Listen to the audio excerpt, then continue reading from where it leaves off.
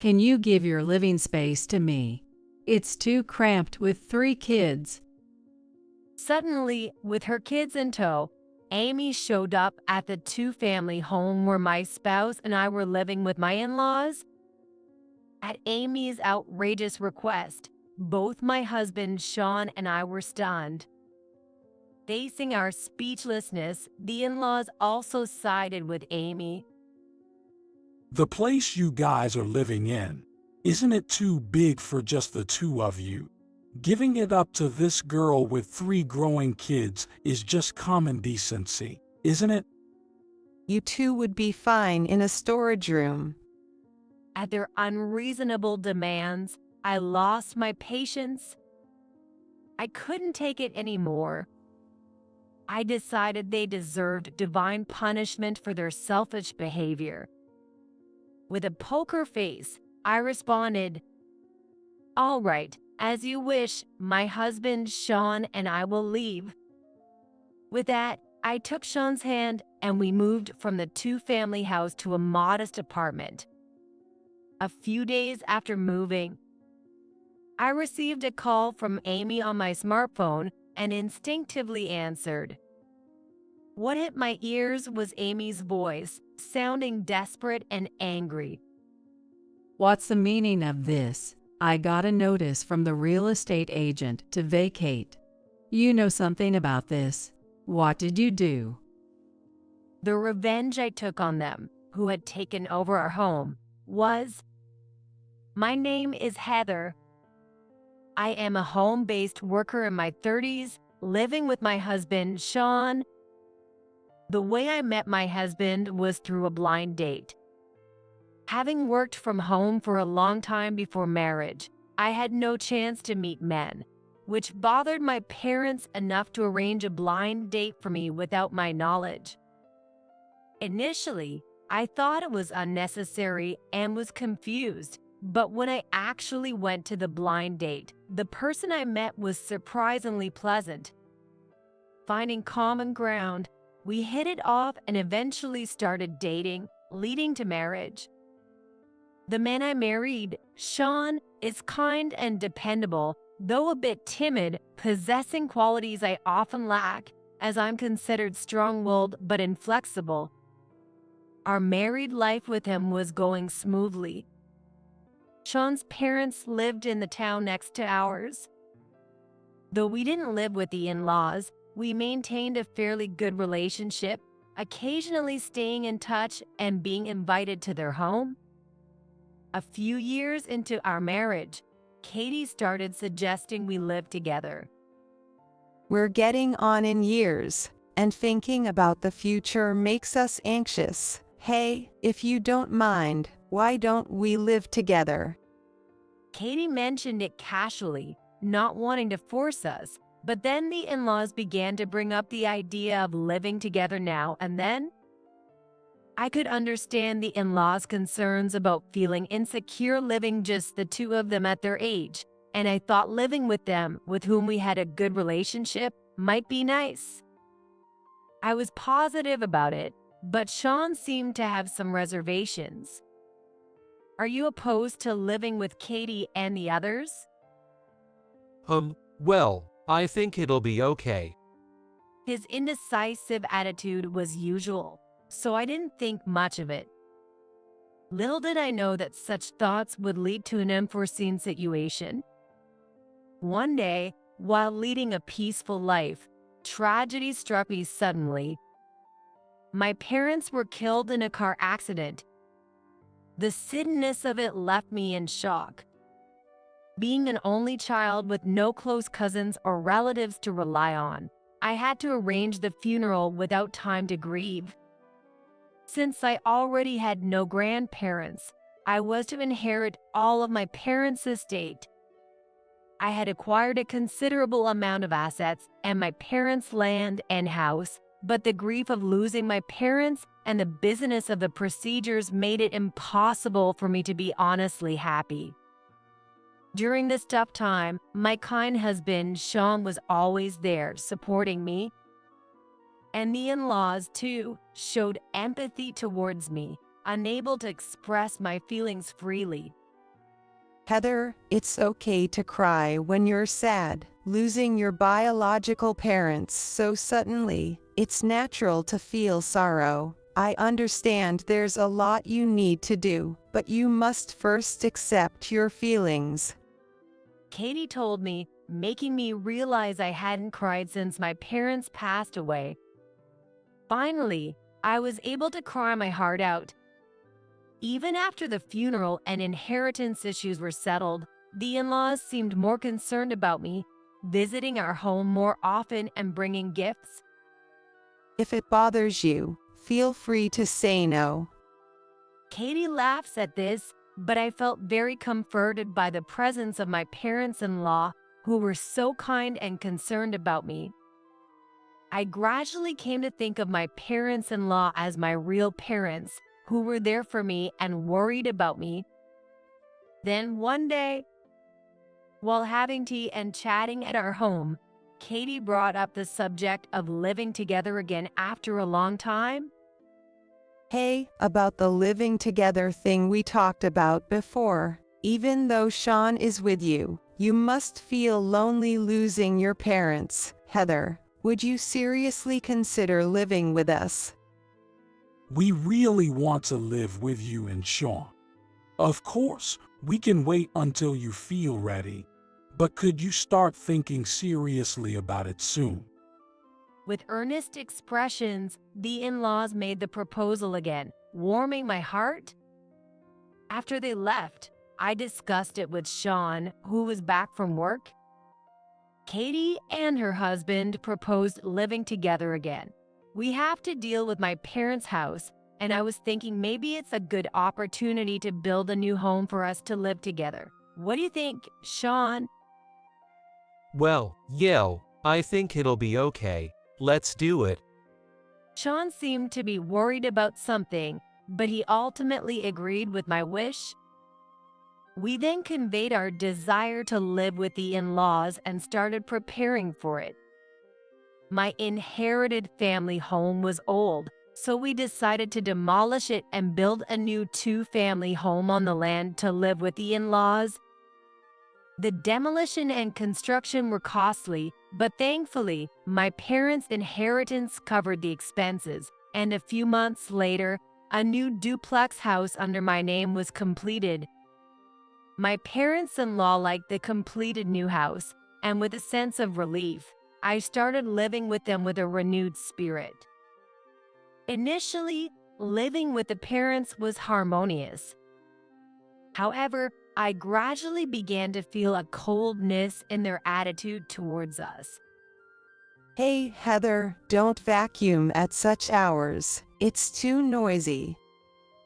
You're home all day. You can clean anytime. You need to be more considerate of us in your daily life. At first, there were many comments about lifestyle differences and noise, but gradually, criticisms and nagging about household chores increased. It's nice you invited us for dinner, but this meal is so plain, right? Make something more luxurious. Isn't your hospitality lacking? Really, what kind of upbringing did your parents give you? Their cold words pierced my heart. But I thought it was due to my immaturity that they pointed things out. They must be scolding me for my own good, I believed. So I accepted their harsh and thorny words and endured. Even so, the sudden change from their previously kind and warm attitude gradually depressed me. When I vented to Sean, it seemed he had some realization. I thought as much. No, Heather, it's not your fault.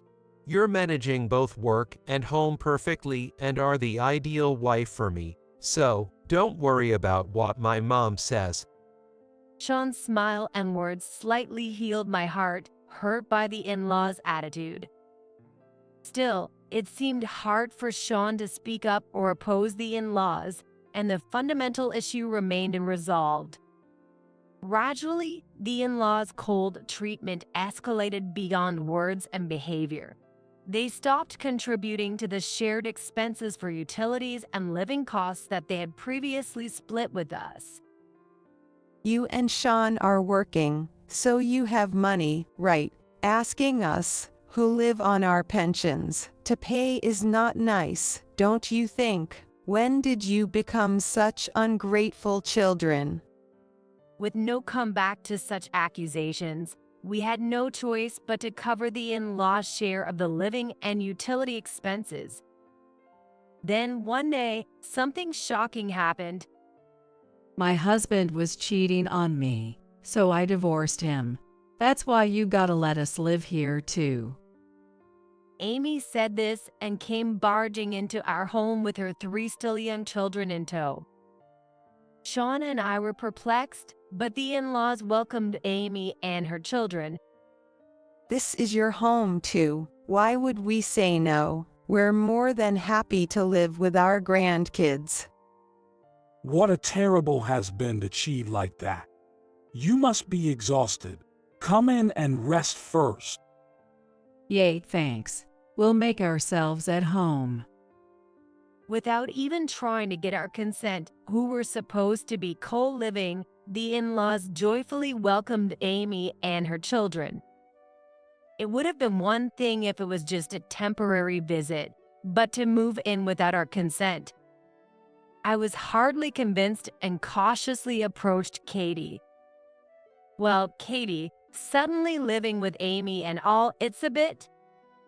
Hearing this, Katie glared at me with a cold voice, thinking I was against living with Amy.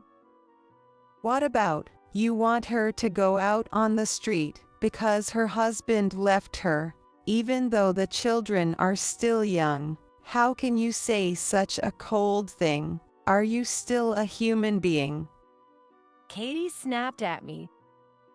I hurriedly tried to correct the misunderstanding, but Katie wouldn't listen. No, that's not what I meant. I just wish we had been consulted about living together, that's all. What's the difference? You're just against living with them. After all, they're going to live in our part of the house, so your consent isn't needed. Mind your own business. With that, Katie slammed the door leading to the in-laws' living space. Left alone, I was dumbfounded by Amy and the in-laws' unreasonable actions and arguments. Living together with Amy and her children, which started by default, was terrible, to put it mildly. Amy's children would barge into our living space, running around and breaking things. Despite repeatedly telling them not to enter our room and asking Amy to scold them, I was only rebuffed. What? Don't meddle in my family's business. And don't you dare scold my kids. It's not that I was scolding them. I just wish they'd learn not to carelessly move between our living spaces or make noise in someone else's home. At least some basic rules. That's being bossy. You let me live in your mother's house. Who do you think you are? Amy yelled with a flushed face and then slammed the door to the in-laws' living area. Apparently, Amy was under the mistaken belief that the house belonged to the in-laws, but I couldn't correct her. In the end, Amy's children's behavior didn't improve. They would intrude into my office and disrupt my work, making both my personal and professional life increasingly stressful. While observing the children, I noticed something. At first glance, the children looked neat, but upon closer inspection, they had numerous cavities and their nails were bitten and ragged, showing neglect in their care. Including their lack of manners, it seemed Amy wasn't really looking after the kids properly. The in-laws, perhaps too indulgent with their grandchildren, didn't seem to pay much attention either. Ever since Amy and her kids came, our lives have been a mess. I'm reaching my limit. Exhausted by the daily chaos, Sean finally confided in me his long-held concerns. It appeared the in-laws had always favored Amy, leaving Sean feeling neglected. However, the in-laws maintained a good facade outside, never letting anyone perceive the family discord or their true nature, and were always regarded as a close-knit family of 4.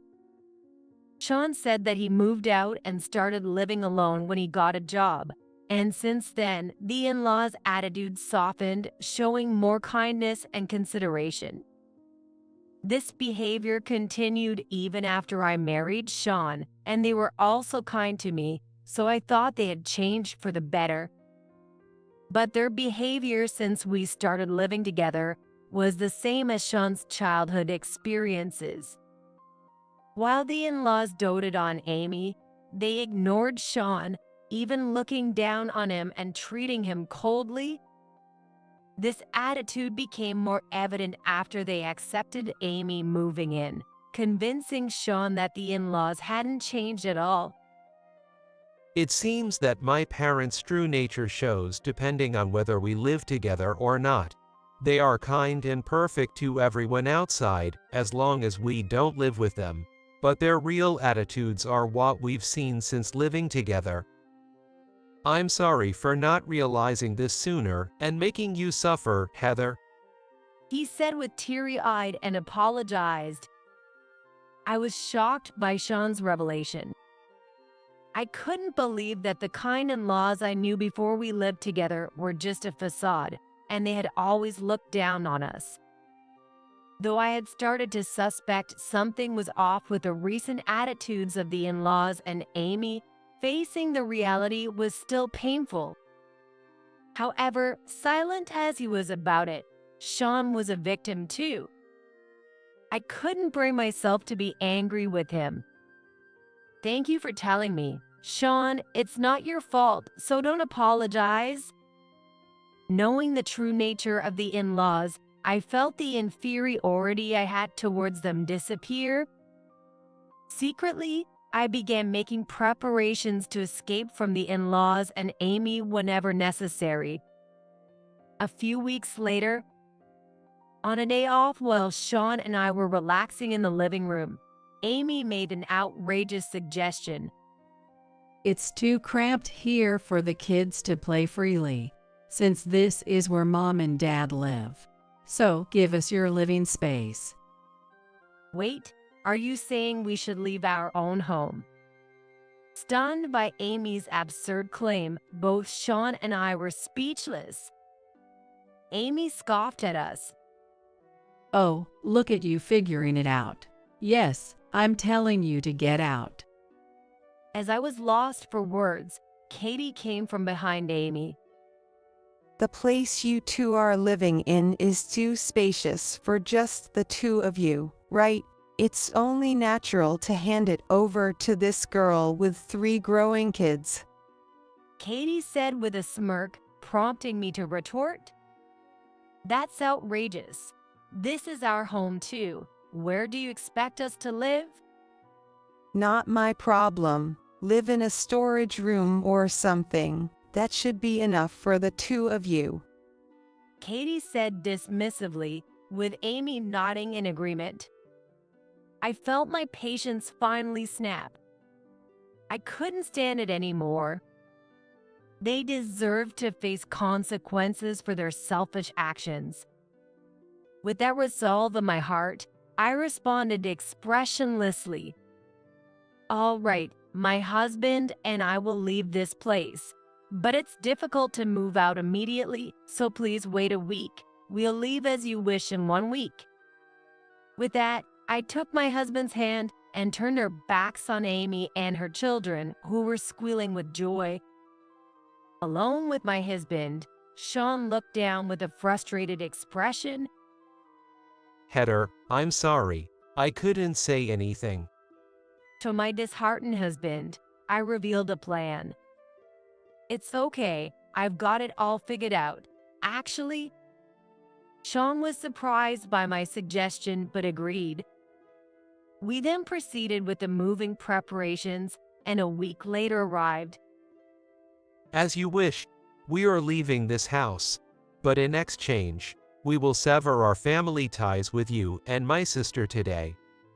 Sean declared, which the in-laws seemed to accept without any concern. Yes, go ahead. You're nothing but a failure of a son anyway. I'm so relieved the nuisances are gone. Now, this house is just for us. With cold eyes, Sean and I left the duplex we had lived in. We moved into a rented apartment as a temporary measure and started living peacefully, just the two of us, in a quiet space. A few days after the move, while I was working from home and decided to take a break, I noticed a flood of missed calls from the in-laws and Amy on my personal smartphone. As I was surprised by this, another call from Amy came in. I answered instinctively, and Amy's shouting voice pierced my ears. What the heck? The real estate agent contacted us to vacate. You know something about this. What did you do? In fact, after Sean revealed the in-laws' true nature, I had been preparing to sell the house we lived in with them. I secretly requested estimates from several real estate agents, selected one, and initiated the sale process right after they declared they were kicking us out. The assessed value of the house itself was beaten down by the fact that it was a duplex, although it was newly built, but the land was a single lot, so they were able to get a good price there.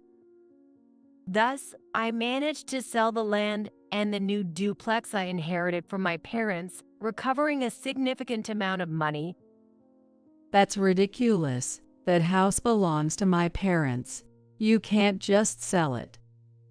Amy seemed to be under the mistaken belief that the house was in the in-laws' name, so I corrected her. No, I built the house under my name, so it was legally mine. I was just leasing part of the living space to Katie and her husband. Well, now it's sold, so it's someone else's house. What did you say? It seemed the call was on speaker, as I could hear not only Amy's but also Katie's shocked voice. What? The house wasn't in Sean's name. We thought it was his, so naturally, it would be ours as his parents. You deceived us, you liar. At the moment you said you were leaving, normally the property rights should have been transferred to us. What ungrateful cowards. The in-laws and Amy yelled and hurled insults. I dismissed them with, "It's not fair to say that we cheated you. You are the ones who misunderstood me. I just got rid of my property, so please leave as soon as possible." With that, I hung up, ignoring Amy's continued ranting. The in-laws, having received an eviction notice from the real estate agent, had no choice but to vacate the new house reluctantly. Rumor has it that the in-laws and Amy's family, having lost their place to live, started renting an apartment, but the children's mischief and noise led to numerous complaints from neighbors. Due to the sheer number of complaints and the severity of the mischief, it seems the landlord could not stay silent, and they were evicted from the apartment within a month. Having lost their place to live again, the distressed in-laws shockingly stormed into Sean's office. Call Sean. We are his family. We have something to say to him. The receptionist, sensing something was wrong from their shouting in the lobby, discreetly contacted Sean while detaining Amy and her parents.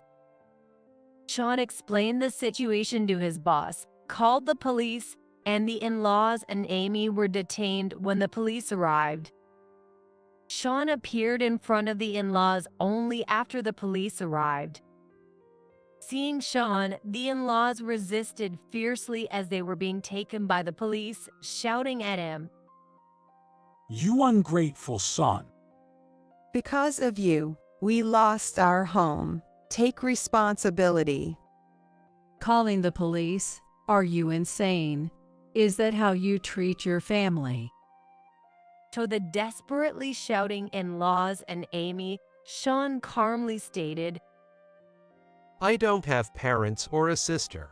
I had people who were my parents and sister, but I cut ties with them a few days ago. You and I are strangers. I simply asked the police to deal with the nuisance in our company's lobby. What of it? What? Stunned by Sean's words, the in-laws were speechless. Amy, on the other hand, kept blaming Sean, crying and shouting, "You traitor, heartless," but was eventually taken away by the police. While the in-laws and Amy were being interrogated, we met once with Amy's husband and his parents. They revealed that Amy was the one who had the affair, and although he initiated the divorce, it wasn't finalized yet. Including the recent police incident, Amy's husband demanded a divorce again and sought alimony for the affair. Reluctantly, Amy agreed, and their divorce was finally settled. After the divorce, the children's custody was awarded to Amy's ex-husband. Taking care of the children with help from his parents, he disciplined them well, and now they are said to be very well behaved. After the police incident, the in-laws and Amy were released with just a stern warning and started living in a run-down, cheap apartment. This was because, while living with us, they had spent their money on luxury items instead of contributing to the living and utility expenses, nearly depleting their savings. Amy, unaware of this, was furious. What the heck? I didn't know about this. I was counting on your money for the alimony and living expenses. That's your problem. You were the one who cheated and got divorced. Pay your own alimony. You brought this on yourself. How dare you, you old witch? Even the in-laws, who had doted on Amy, seemed to have lost their patience, and now they were constantly arguing about money. Amy, having cut ties with her affair partner, could not rely on anyone and had to start working part-time out of necessity. However, Amy seems to be causing trouble at her job, and it's only a matter of time before she gets fired. Despite these troubles, the in-laws' spending habits haven't changed. With their living expenses stretched thin and no chance of saving, their financial situation continues to deteriorate. The possibility of being evicted from their apartment due to rent arrears seems imminent.